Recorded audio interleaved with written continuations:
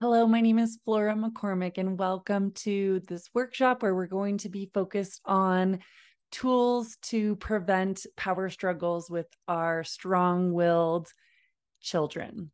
And so, this is really meant to be helpful for both parents and educators as a way to have tools that can transform those power struggles into moments that you can easily pivot the child into a more peaceful, cooperative mode. So let's dive in. First of all, I want you to think about what comes to mind when you think of a power struggle. I am guessing that it's things like, well, let me just let you pause for a second. What comes to mind when you think of a power struggle?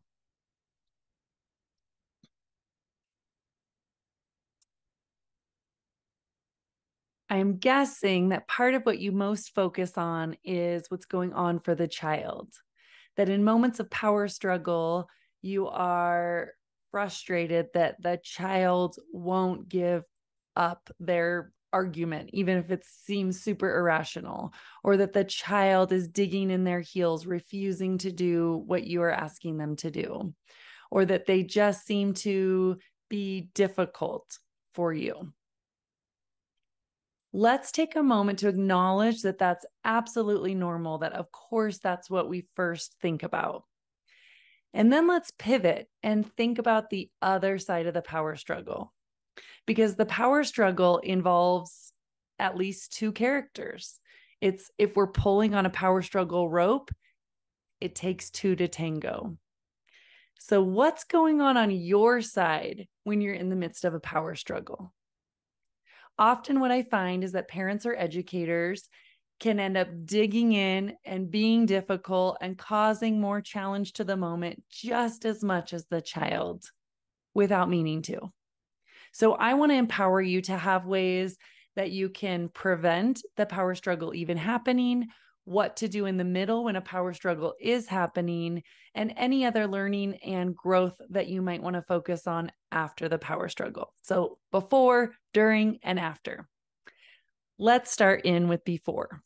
So, what are some tools that can help you to be able to prevent a power struggle from even starting with those strong willed kids? Now, the first thing I want you to consider is what it feels like when a child is standing in that position that might lead them into be resistant or defiant with you. So, just for a second, stand in the shoes of your child or a child in your classroom and listen to what I'm sharing with you. This comes from the Wise Wisdom of Positive Discipline with Jane Nelson, who I know is another part of this presentation this week. Notice what you find yourself thinking, feeling, or deciding as you are a listener to these words. Brush your teeth. Pick up your coat. Be nicer to your brother. Bring your tray over here from lunch. Get on up to bed. What do you find yourself thinking, feeling, or deciding?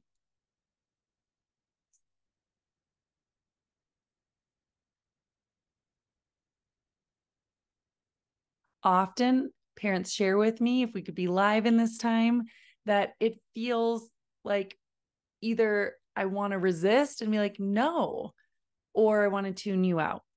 Like, boy, that's just so many commands. I kind of just lose track of even paying attention. And so for the not paying attention kids, that may not be the power struggle, but for the resistant kids, that may be a piece of why we hear them saying no to us, because we are focused on just commands, even if we're asking them nicely, when we're telling a child what to do, it can get very frustrating. And in some places I've heard it can feel for the kids like 70 to 80% of their interactions with adults involve some form of hearing no or do, a no or a do. Here's what I want you to stop doing or start doing. And boy, that would start to feel frustrating if we had to go through the day that way. So let's take a moment to see how we could pivot As an adult, I'm going to try something different to prevent the likelihood of pushing your buttons, of feeling like frustrated and that you want to say no. And let's see what happens here. Stand in the shoes of your child, look out the eyes of the child, and notice what you find yourself thinking, feeling, or deciding. Hey, what do we need to do so your teeth won't feel scuzzy? Ooh, where does our coat belong? How could you and your brother solve that? What did we agree about where our tray goes after we eat? And what's next in our bedtime routine chart? Or for classroom, it might be what's next in our day routine chart. What do you find yourself thinking, feeling, or deciding?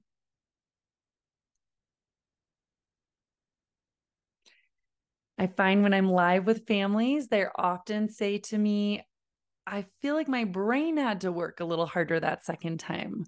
Like instead of just coming up with wanting to say no, my brain was thinking, the wheels were turning about how to answer your question. Other people say it felt like empowering, like we were equals, that you were like inviting me to be a part of the solution instead of just being talked down to. So these are all reasons that I invite you to consider one of my favorite tools in how to prevent power struggles, and you'll see this in your handout, is asking instead of telling. Asking instead of telling. So I'm jumping around so that we don't get ourselves too lazy by just going 1 through 5. I'm going to jump around within this handout. Asking instead of telling is one of my favorite tips. Now, there's some genius to this. It is not just asking, can you? Hey, can you pick up your shoes? Hey, can you come over here and get your tray off the table? It is the cleverness of starting with a what, a how, or a where. Write that down for yourself. What, how, where. And these are called curiosity questions because we want to have a true attitude of curiosity. Do you remember? What's your idea for solving this? I'm really having an attitude of curiosity as I start my question with what, how, or where. What, how, or where? Curiosity question can be a great way to prevent the power struggle from even happening. Second key way I love to prevent power struggles from even happening is to make an agreement in advance. Now think about this. This takes a little bit of preparation, but if you're like, oh my gosh, I can't always make an agreement in advance, hear me out on this, because I know that parenting and being an educator take time and energy. And I would rather you pause and think about how to use that energy on prevention so that you don't have to use as much on putting out fires.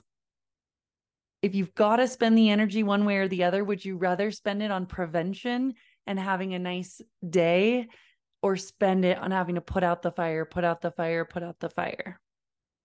I'm guessing number one. So let's think about how the energy towards making agreements in advance can work.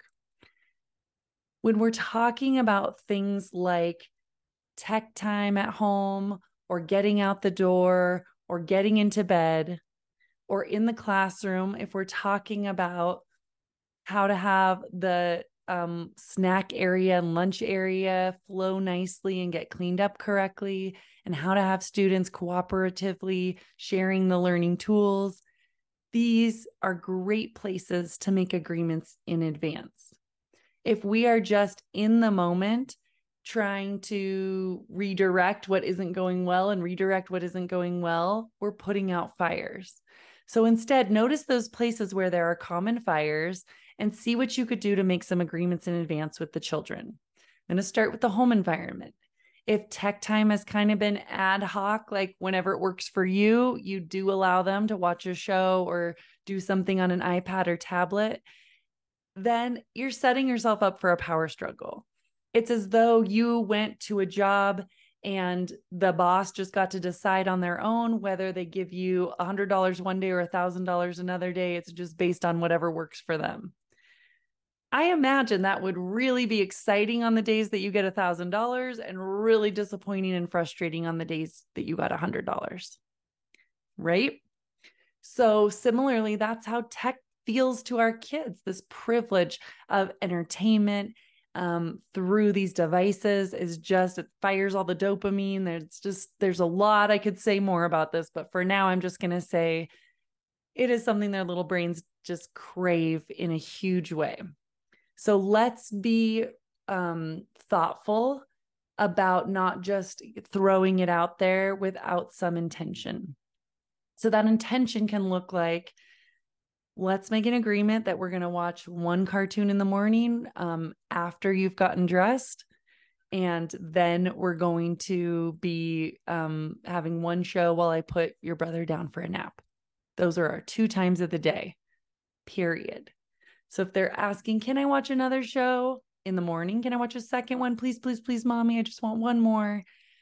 You're more able to stick to your no if it's the same every day. And you might have to go through a bit of what we call an extinction burst. If you've typically given into that second one, then you might have them, pushing or being very upset the first or 3 to 5 times. But then the beauty is you will get into this flow where they're not asking anymore because they already know the answer. The answer's been consistent. They're going to stop pushing and asking because they already know the answer. If they're not sure of the answer, sometimes you say 2 more shows, sometimes you say 1 show. We train them to push to see if they can get their way. So instead, I want you to think of making an agreement in advance about what that tech time arrangement is going to be. Another little trick that I just had in there that I want to highlight is kind of using the dessert to motivate eating dinner. I've had family after family say, oh, we get in this power struggle about getting dressed. They've watched their cartoon for a little bit in the morning while I drank my coffee and got myself dressed. And then we have to scoot to getting dressed. And it's this whole battle. And so I say, that's kind of like saying, here's your dessert, and then please eat your dinner. I find that, if we could flip-flop that and just make an agreement in advance with the child that we're going to get dressed. And as soon as you are downstairs with your clothes on, and you have, made your bed or whatever expectations you have in the morning, then you can watch your show while you eat your breakfast. That kind of dynamic goes a whole lot better than flipping it in the other area. Same with playtime. It may be that you're saying, as soon as you have gotten dressed, then we absolutely can move into playing or and having the toys get out. But if you catch them doing the toys, we can say, whoa, whoa, whoa, hold on. So that as soon as or when then are 2 key ways to use that, like, let's get the dinner eaten first and then we can have the dessert. Let's get dressed, then we can watch a show. Let's get dressed, then we can play. Or let's clear the table and then we can be able to get out our playtime activities until bedtime. So again, this leans in, these agreements in advance actually partner well with the asking instead of telling. Because as you heard in my examples, instead of saying, get on up to bed or to bath time, I said, what's next in your bedtime routine chart? That assumes that there's an agreement about what order things happen in the bedtime routine. Or similarly, if I said, what was our agreement about where your plate goes after you eat? That assumes there's some sort of agreement that when the tray is cleared, then you get to go back to your activities, or then you get to go back to playing. So make agreements in advance. In the classroom, that can look like, how do we solve problems? If you're having a challenge with another student and I come in and say, hey, why don't we try this or that? And the child's just saying, no, I don't want to do that. Why don't we try this or that? I don't want to do that. If we can have some pre-agreements in advance about the choices, we can either take a break in a calm down space, or we can talk at the peace corner with our peer about how to solve it. And that's our protocol. Then the child knows Would you like to take some space on your own, or would you like to solve it with your friend? And if they're just in their angry energy still, it looks like you want to choose the option of taking some space to calm down. Then I'm not battling them about, let's try this, let's try that. We've got an agreement in advance of what the options are. So far, I want you to consider where you have not been consistent about agreements in advance, and think about how you could build in some agreement to prevent power struggles of asking and giving options or trying to explain the boundaries in a heated moment. Think about it, and please write down what's one agreement in advance you'd like to make this week ahead of you. I have one family in my coaching work who let me know that when we just went through this material in our group coaching call, said they wanted to make a change about snack time. And then it's been sort of like open pantry grazing all day long, and then leads to battles over meal times. And so they said, we're going to make an agreement in advance this week. On weekdays, pantry door is shut at 4. We're even going to have like a little bit of a lock to help just make that an easy shift. And on the weekends, we're going to choose out a couple of snacks to be on the counter. And like that, plus fresh fruits and vegetables in the fridge, are what is available throughout the day, instead of them grazing on all of this junk food in the pantry through the day. So there are so many areas you can think of what's your agreement in advance. One more suggestion is if you're having struggles getting out the door, you could make the agreement in advance. Anything that gets touched after I have said it's time to get shoes on, coat on, and leave is going to be a toy that's put up to take a little break for a day or two. Easy peasy to follow through. And that's just showing me that's distracting you too much. So agreement in advance. When I'm like, okay, shoes on, and I see that I've come in the room and they're not getting shoes on, they're playing with something, I can swiftly follow through and just say, oh, bummer. Looks like this toy is distracting you. We're going to put it on top of the fridge until tomorrow, and we'll see if that helps us to stay focused on what needed to happen right now. So looking for ways that we can follow through based on the agreements we've made in advance. One other thing I want to share about agreements in advance is it's like 90% for our own benefit as well. So many parents and teachers say that they can find themselves losing their temper with kids in power struggles, and they don't want to, but it's just can be a panic moment. Like, I'm just going through the motions of the day, expecting I can be like, oh, honey, please come on over here, and that they're going to do it because most of the time they do. But when we hit these moments that it's like, no, I don't want to, it can kind of feel out of nowhere. And then I'm caught like a deer in the headlights, like, oh, I wasn't expecting this, and I'm not sure how to respond, and I'm not sure what to do to make it better. And if you try to go into reasoning with a child who's resistant, you may find that the reasoning doesn't land. And there's a few reasons for that.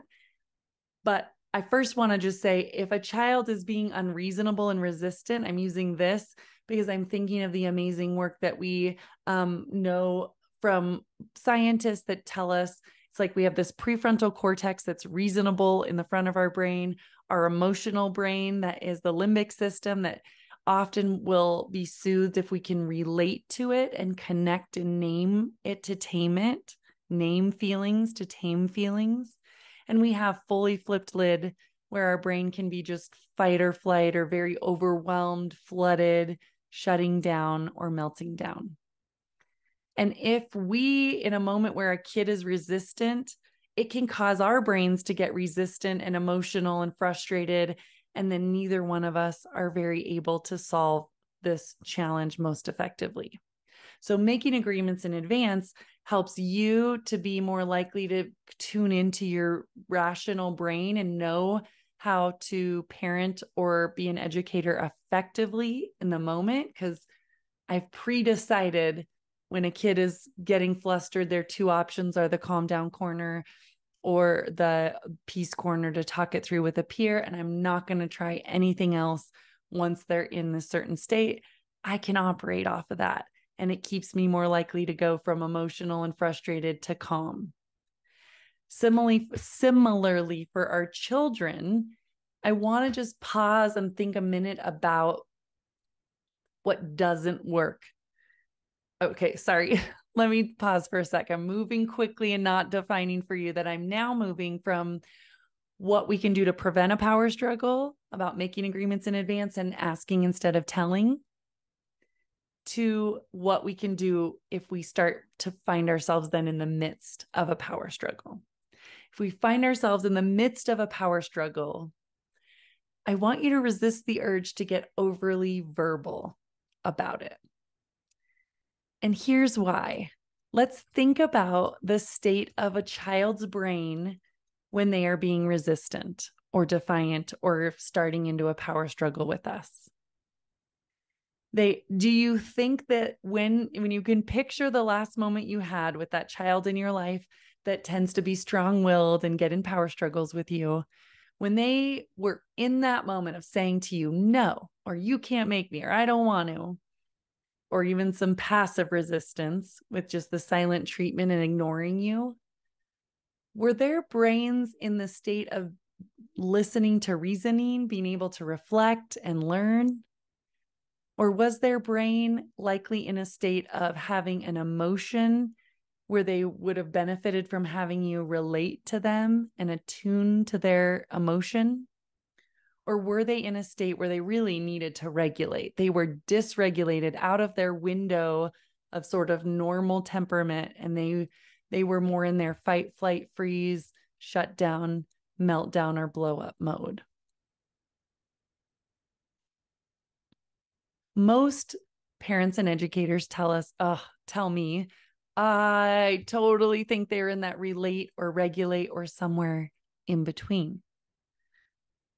So then, friend, why would we try to reason with a child with a lot of words and talking when their brain is in a state of needing help through relating or regulating?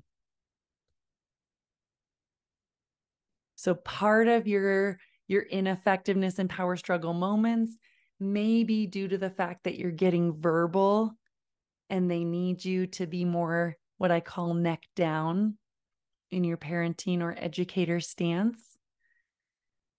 And here's what that looks like.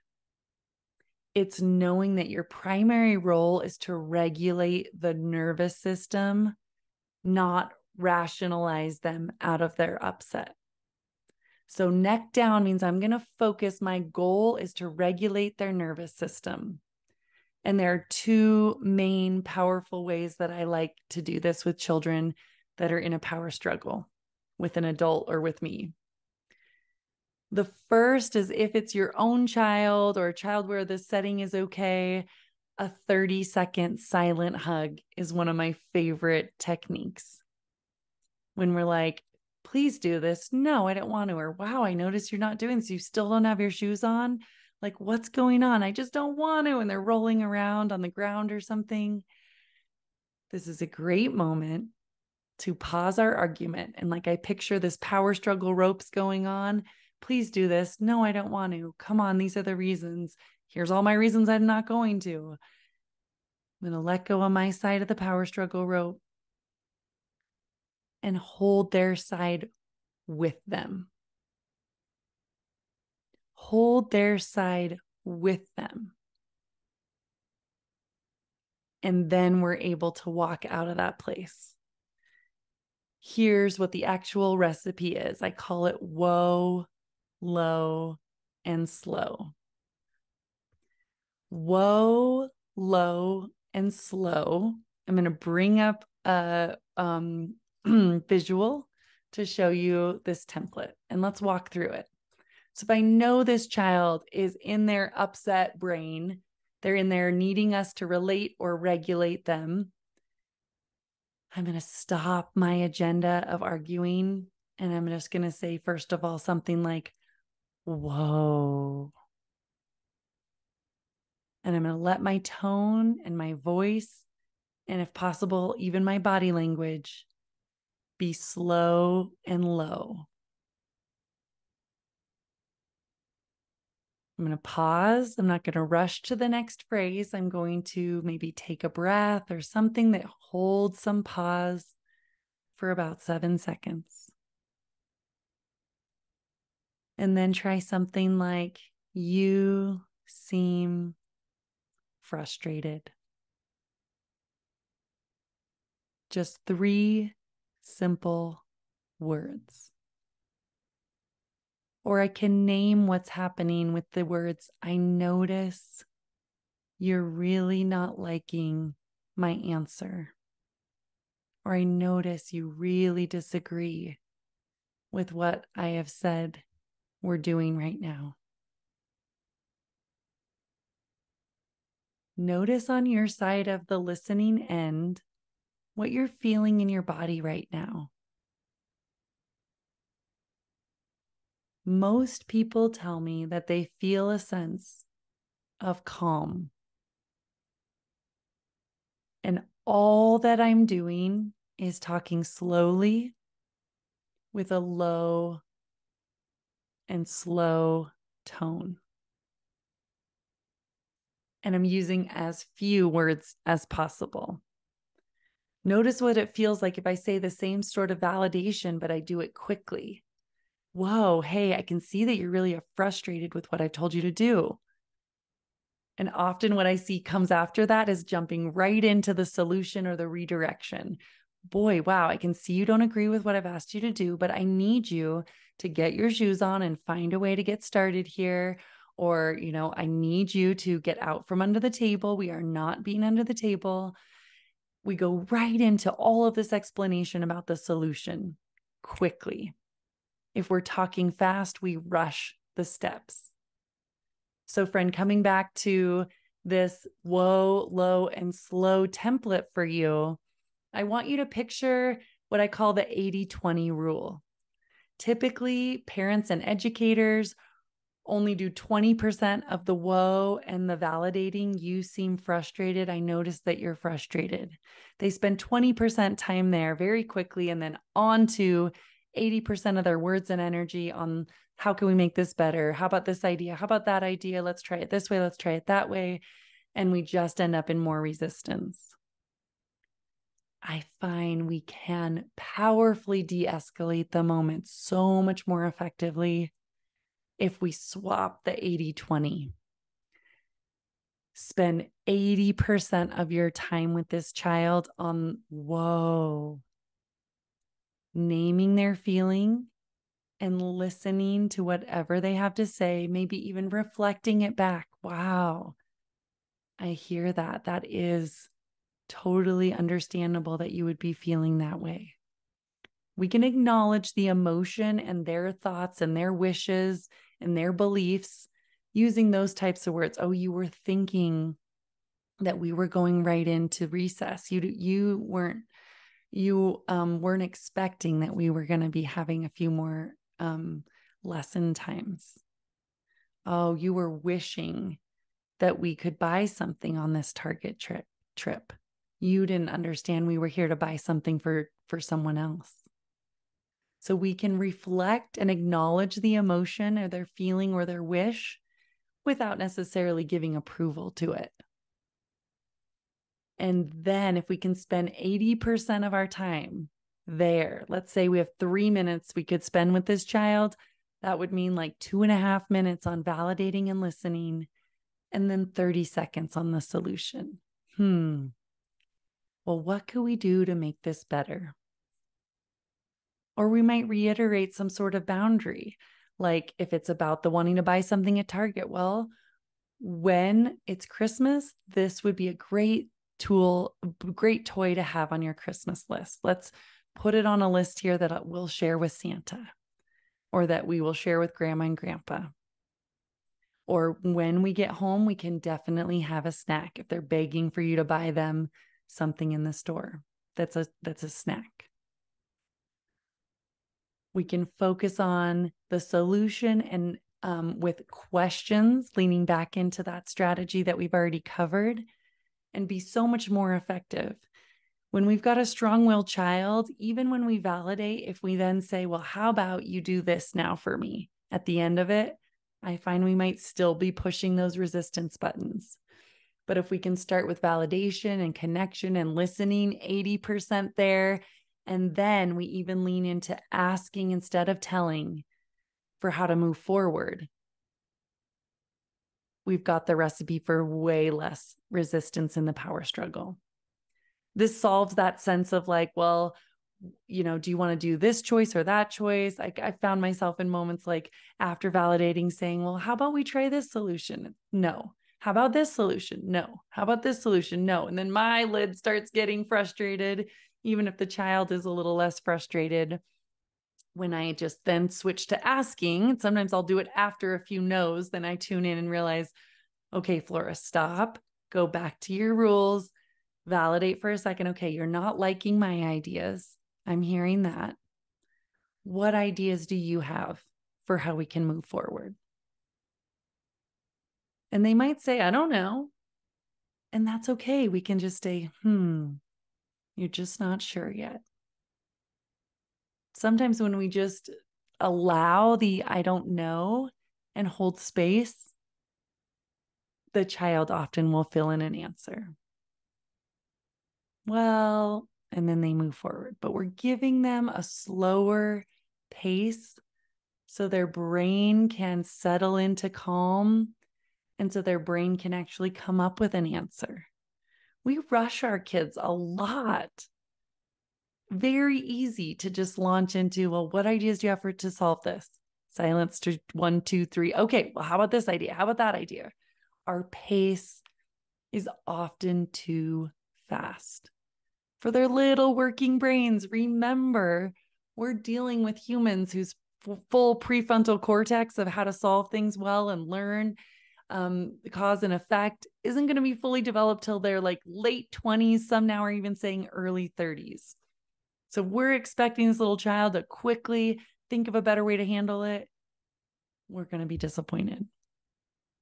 So my recipe for you is the tool of whoa, low, and slow. Another tool, if you find yourself in the midst of a power struggle, going back to your handout here, is another way I can define this validation and problem-solving process is to think of the word nip.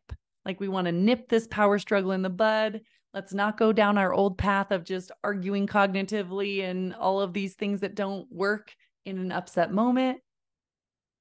Let's be neck down, knowing our job is to help the child regulate or feel like we've related to their emotion, name it, to tame it, to get them on board, to then be able to be more calm. So we can say something like, boy, I notice, and then either describe the resistance or describe the feeling. I notice you're getting very frustrated with me. I notice you're just really not wanting to get dressed this morning. I notice your shoes still aren't on. And then problem solve. Or that I in nip, I notice, and problem solving, I think of the word nip can be I notice and I want to understand. I can be say, I want to understand, help me understand what's hard this morning about getting dressed. I want to understand, help me understand what's so frustrating right now for you about ending this project. And I notice, describe the problem, name it to tame it. I want to understand. Tell me more. Now, keep in mind, there's a key word I'm not using here that many educators or parents fall into, which is why. They'll say, I notice you haven't gotten your shoes on yet. Why? What's wrong? And that can cause a lot of resistance. So instead, I invite you to consider shifting away. Anytime you're likely to say why, shift into, tell me about that. I want to understand what's going on. Tell me more. Help me understand. Those are key phrases I find much more fruitful with a resistant child who you could otherwise get in a power struggle with. And then pivot or problem solve. Well, gosh, What can we do to solve this? How about we start first with this shoe and then we'll get into the rest of it. Let's just break it down into small increments. That can be a great tool for kids that are saying, like, I just can't do it. They get that real flustered resistance. Break it down into small pieces. Or invite them to solve the problem. Well, boy, you're just having a hard time. What can we do? What are your ideas for getting this cleaned up? Or, oh, so you're frustrated to end this project because you really, really loved where you were at. What could we do so that you could still work on this at a time that also works in our schedule? Because right now we're getting ready for recess. Maybe they'll come up with the idea to put it up onto a shelf and save it for later. Imagine the self-esteem boost it gives our children when they have a great solution to the problem. Or we can pivot with the when then. Well, how about when we come back from recess, we can absolutely continue this work. Or remember, honey, when we've gotten dressed quick and snappy, we get to go downstairs and watch your show with your breakfast. Or when we get dressed quick and snappy and we're all ready by 7:45, we will have a whole half hour to play before we leave for school. I notice, I'm listening, I want to understand, and then problem solving. Those are the 3 parts of NIP. NIP, I notice, I'm listening, I want to understand, and then problem solving. Next key thing to think about in terms of how to deal with power struggles, if you find yourself in a power struggle, is this idea of stop talking about elephants and make the right choice fun. So friend, I want you for just a moment to just clear your mind of some of the other things we've been talking about. And I want you to not think about elephants though. The one thing I want you to not have in your brain is to be thinking about how gray elephants are and how their bodies are wrinkly and their long trunks and how they eat peanuts. I want you to not be thinking about elephants right now, okay? How many of you are thinking about elephants? Probably most of you.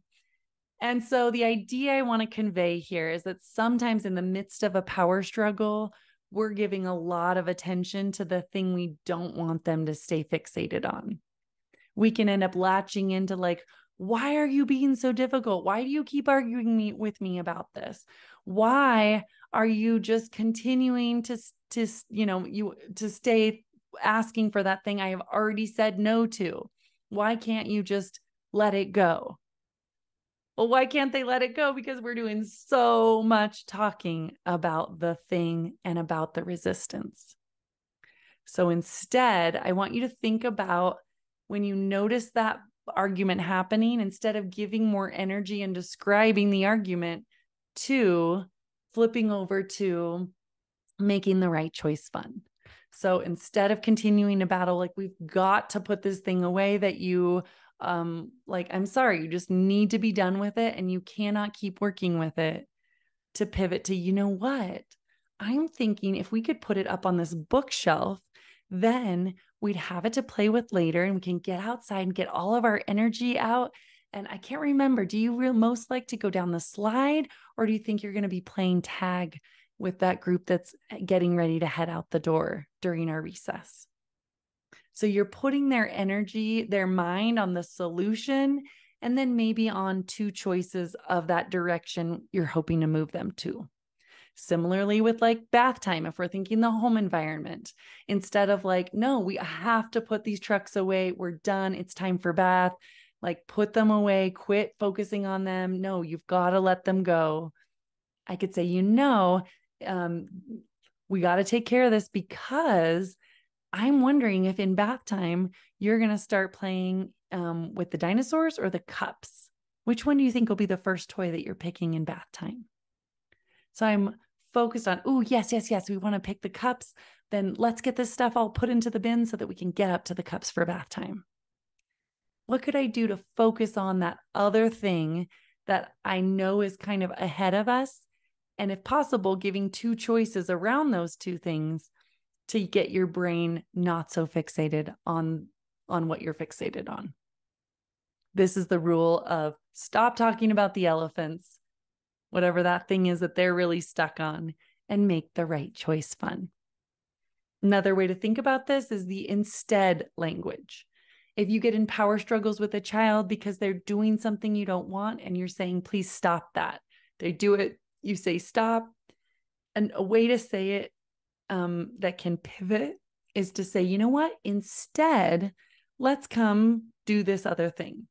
So if they're jumping on a friend, be like, oh, I see you're wanting to get some jumps out. Instead, let's back up from our friend and let's all of us like do 15 jumping jacks. Ooh, look at you getting all those jumps out. Make sure you stay in your own bubble. Let's make sure we're staying in our own bubble to get all our jumps out. We jump in our space, not on our friends. Instead of, what could be another example of this? Like a child is interrupting me and saying, mom, when I'm trying to have a conversation, I can say, hey, honey, instead, I'd love if when you want my attention, you use an interrupting hand. Let me teach you that. Put your hand here and I'll put my hand on top and I'll finish my conversation with whoever I'm talking with.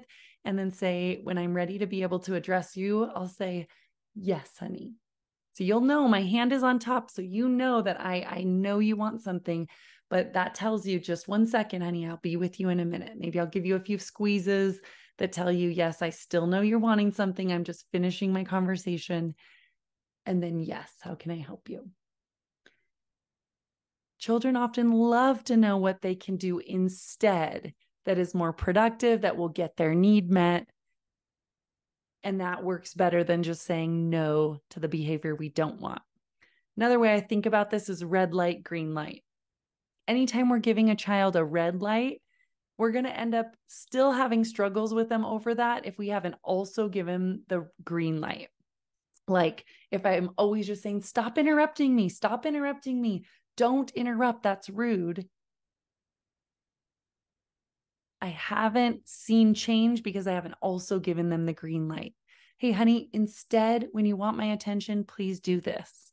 If every time I'm giving that green light and then I give it positive feedback when they do it, we do a little role playing of the green light.